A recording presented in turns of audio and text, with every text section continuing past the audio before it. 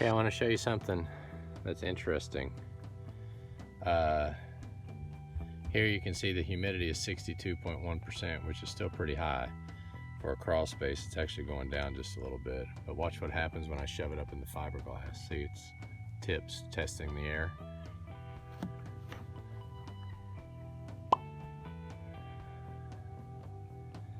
When I put it up in the fiberglass, humidity jumped up 67%, 68%, 69% almost. So almost 8% difference in humidity. Look, it's going down again. Look at that. That's why I don't like fiberglass or any type of subfloor insulation. Holds moisture.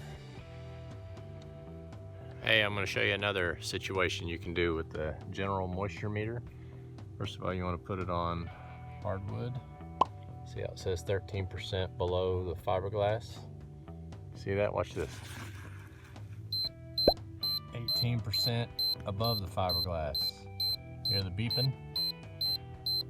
Don't tell me fiberglass doesn't hold moisture. As I showed you in that other video with the humidity reader.